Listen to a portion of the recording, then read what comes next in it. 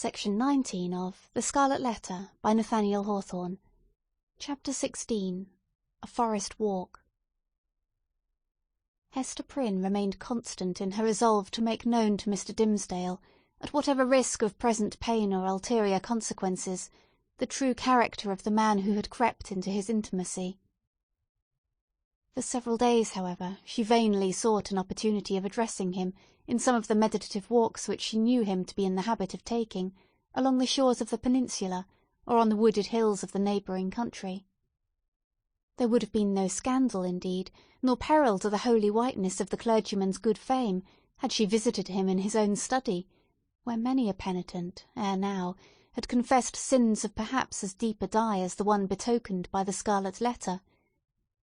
But, partly that she dreaded the secret or undisguised interference of old Roger Chillingworth, and partly that her conscious heart imputed suspicion where none could have been felt, and partly that both the minister and she would need the whole wide world to breathe in while they talked together, for all these reasons, Hester never thought of meeting him in any narrower privacy than beneath the open sky. At last, while attending a sick chamber, whither the Reverend Mr. Dimmesdale had been summoned to make a prayer, she learnt that he had gone, the day before, to visit the Apostle Eliot among his Indian converts. He would probably return by a certain hour, in the afternoon of the morrow. Betimes, therefore, the next day, Hester took little Pearl, who was necessarily the companion of all her mother's expeditions, however inconvenient her presence, and set forth. The road, after the two wayfarers had crossed from the peninsula to the mainland, was no other than a footpath. It straggled onward into the mystery of the primeval forest. This hemmed it in so narrowly, and stood so black and dense on either side, and disclosed such imperfect glimpses of the sky above, that, to Hester's mind, it imaged not amiss the moral wilderness in which she had so long been wandering. The day was chill and sombre. Overhead was a grey expanse of cloud, slightly stirred, however, by a breeze, so that a gleam of flickering sunshine might now and then be seen at its solitary play along the path. This flitting cheerfulness was always at the farther extremity of some long vista through the forest. The sportive sunlight, feebly sportive at best, in the predominant pensiveness of the day and scene, withdrew itself as they came nigh, and left the spots where it had danced the drearier, because they had hoped to find them bright. "Mother," said little Pearl, "the sunshine does not love you. It runs away and hides itself because it is afraid of something on your bosom. Now, see, there it is playing a good way off. Stand you here and let me run and catch it. I am but a child. It will not run from me, for I wear nothing on my bosom yet." "Nor ever will, my child, I hope," said Hester. "And why not, mother?" asked Pearl, stopping short, just at the beginning of her race. "Will it not come of its own accord when I am a woman grown?" "Run away, child," answered her mother, "and catch the sunshine. It will soon be gone." Pearl set forth at a great pace, and, as Hester smiled to perceive, did actually catch the sunshine, and stood laughing in the midst of it, all brightened by its splendour, and scintillating with a vivacity excited by rapid motion. The light lingered about the lonely child, as if glad of such a playmate, until her mother had drawn almost nigh enough to step into the magic circle too. "It will go now," said Pearl, shaking her head. "See," answered Hester, smiling. "Now I can stretch out my hand and grasp some of it." As she attempted to do so, the sunshine vanished, or, to judge from the bright expression that was dancing on Pearl's features, her mother could have fancied that the child had absorbed it into herself, and would give it forth again with a gleam about her path, as they should plunge into some gloomier shade.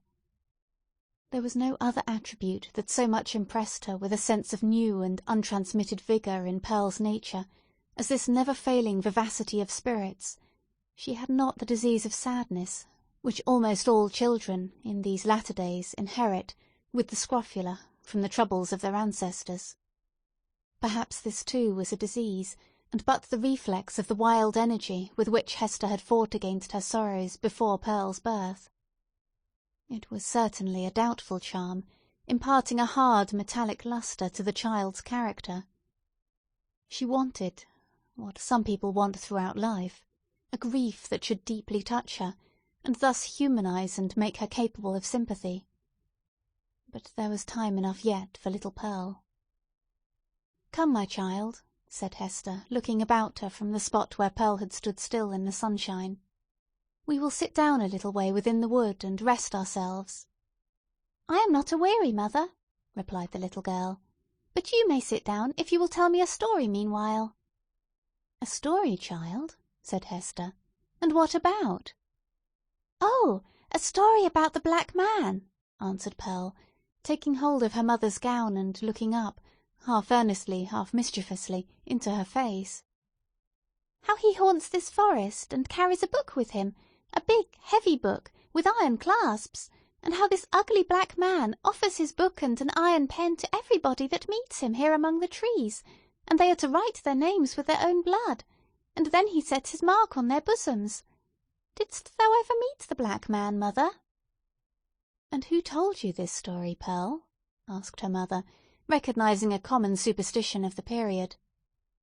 "It was the old dame in the chimney corner at the house where you watched last night," said the child. "But she fancied me asleep while she was talking of it. She said that 1,000 and 1,000 people had met him here, and had written in his book, and have his mark on them, and that ugly-tempered lady, old Mistress Hibbins, was one. And, mother, the old dame said that this scarlet letter was the Black Man's mark on thee, and that it glows like a red flame when thou meetest him at midnight here in the dark wood. Is it true, mother? And dost thou go to meet him in the night-time?" "Didst thou ever awake and find thy mother gone?" asked Hester. "Not that I remember," said the child. "If thou fearest to leave me in our cottage, thou mightest take me along with thee. I would very gladly go. But, mother, tell me now, is there such a Black Man, and didst thou ever meet him, and is this his mark?" "Wilt thou let me be at peace, if I once tell thee?" asked her mother. "Yes, if thou tellest me all," answered Pearl. "Once in my life I met the Black Man," said her mother. "This scarlet letter is his mark." Thus conversing, they entered sufficiently deep into the wood to secure themselves from the observation of any casual passenger along the forest track.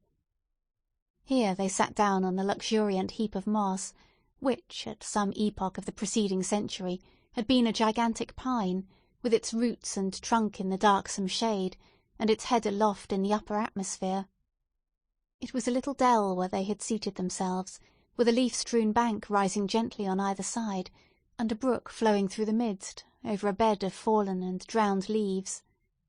The trees impending over it had flung down great branches from time to time, which choked up the current and compelled it to form eddies and black depths at some points, while, in its swifter and livelier passages, there appeared a channel-way of pebbles and brown, sparkling sand.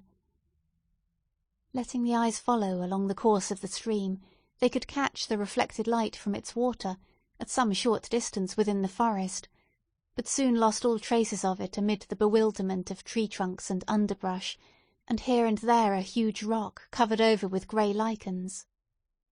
All these giant trees and boulders of granite seemed intent on making a mystery of the course of this small brook, fearing perhaps that, with its never-ceasing loquacity, it should whisper tales out of the heart of the old forest whence it flowed, or mirror its revelations on the smooth surface of a pool. Continually, indeed, as it stole onward, the streamlet kept up a babble, kind, quiet, soothing, but melancholy, like the voice of a young child that was spending its infancy without playfulness, and knew not how to be merry among sad acquaintance and events of sombre hue. "Oh, brook! Oh, foolish and tiresome little brook!" cried Pearl, after listening a while to its talk. "Why art thou so sad? Pluck up a spirit, and do not be all the time sighing and murmuring." But the brook, in the course of its little lifetime among the forest trees, had gone through so solemn an experience that it could not help talking about it, and seemed to have nothing else to say. Pearl resembled the brook, inasmuch as the current of her life gushed from a wellspring as mysterious, and had flowed through scenes shadowed as heavily with gloom. But, unlike the little stream, she danced and sparkled and prattled airily along her course. "What does this sad little brook say, mother?" inquired she. "If thou hadst a sorrow of thine own, the brook might tell thee of it," answered her mother, "even as it is telling me of mine. But now, Pearl, I hear a footstep along the path, and the noise of one putting aside the branches. I would have thee betake thyself to play, and leave me to speak with him that comes yonder." "Is it the black man?" asked Pearl. "Wilt thou go and play, child?" repeated her mother.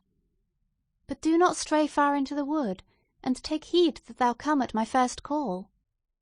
"Yes, mother," answered Pearl. "But if it be the black man, wilt thou not let me stay a moment and look at him with his big book under his arm?" "Go, silly child," said her mother impatiently. "It is no black man. Thou canst see him now through the trees. It is the minister." "And so it is," said the child. "And, mother, he has his hand over his heart. Is it because, when the minister wrote his name in the book, the black man set his mark in that place? But why does he not wear it outside his bosom, as thou dost, mother?" "Go now, child, and thou shalt tease me as thou wilt another time," cried Hester Prynne. "But do not stray far. Keep where thou canst hear the babble of the brook." The child went singing away, following up the current of the brook, and striving to mingle a more lightsome cadence with its melancholy voice. But the little stream would not be comforted, and still kept telling its unintelligible secret of some very mournful mystery that had happened, or making a prophetic lamentation about something that was yet to happen, within the verge of the dismal forest. So Pearl, who had had enough of shadow in her own little life, chose to break off all acquaintance with this repining brook. She set herself, therefore, to gathering violets and wood anemones and some scarlet columbines that she found growing in the crevice of a high rock. When her elf child had departed, Hester Prynne made a step or two towards the track that led through the forest, but still remained under the deep shadow of the trees. She beheld the minister advancing along the path, entirely alone, and leaning on a staff which he had cut by the wayside. He looked haggard and feeble, and betrayed a nerveless despondency in his air, which had never so remarkably characterized him in his walks about the settlement, nor in any other situation where he deemed himself liable to notice. Here it was woefully visible, in this intense seclusion of the forest, which of itself would have been a heavy trial to the spirits.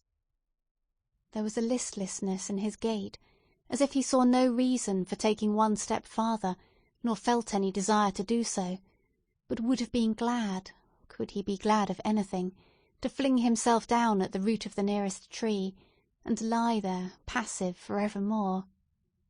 The leaves might bestrew him, and the soil gradually accumulate and form a little hillock over his frame, no matter whether there were life in it or no. Death was too definite an object to be wished for, or avoided. To Hester's eye, the Reverend Mr. Dimmesdale exhibited no symptom of positive and vivacious suffering, except that, as little Pearl had remarked, he kept his hand over his heart. End of Section 19.